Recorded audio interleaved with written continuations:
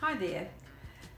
Well, here I am again after a little bit of a break, but I'm back on track now and ready to show you how to make choux pastry. A friend asked me how to do this, or to do this video a little while ago, and well, I've got a good excuse because my family are coming for lunch tomorrow and everyone likes chocolate eclairs. Choux pastry is a little bit different from other pastries. One of the Well, in the making of it, the process of making it is quite different, and also the ingredients and the method of rising it. It contains a lot of water, and the water forms steam in the oven and makes the puffs, eclairs or whatever, nice and light and puffy. So quite different from other types of pastry.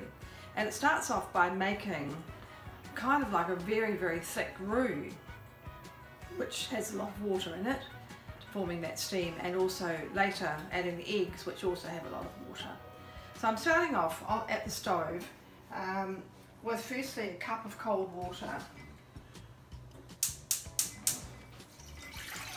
Cold water here, and I've got the butter, 125 grams, just cut into small cubes so that it's going to melt into that water once it'll be completely melted.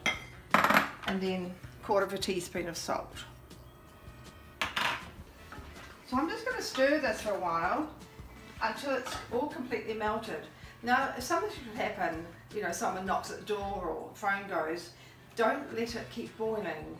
Turn it off immediately and even perhaps put a lid on, because as I said, that proportion of water to the butter and the flour is really important. We want that high amount of water to form the steam to make the cream puffs and eclairs nice and puffy and light.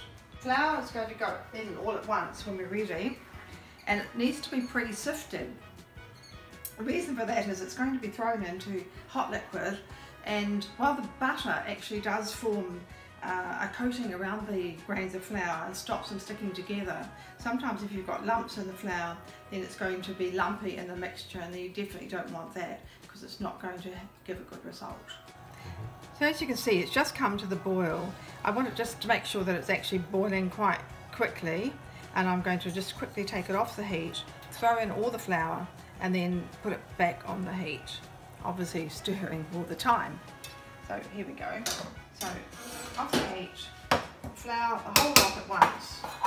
Don't try putting it in bit by bit. And if you like to look, it's pretty lumpy to start with. But just keep beating over a lower heat now, and you'll see it starts to clump together. Keep stirring it on the low-ish heat for a half a minute or so. Don't cook it too long, because what happens then is the emulsion of the butter and flour, or the combination, it starts to squeeze the butter out again, and you get an oily mixture. So I'd like to have another look in here. You'll see it's come completely away from the sides of the pan, and it should then be thick enough to, let's have a look. Should be thick enough to hold my spoon up, which is doing it pretty well. We'll just give it another couple of seconds, but not, as I said, not too long. You do want to make sure that the flour is cooked and not raw. So it's quite, there we are now, my spoon's standing up completely. So I'd say it's pretty well done. So what I'm going to do now is just tip it into a cool bowl, because I'm going to add the eggs in this bowl. So just tip the whole lot in,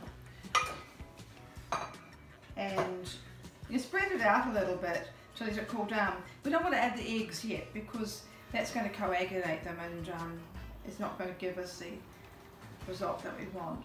Once your mixture is cooled, add your eggs, which have been previously beaten, and incorporate slowly so you get a lovely thick mixture.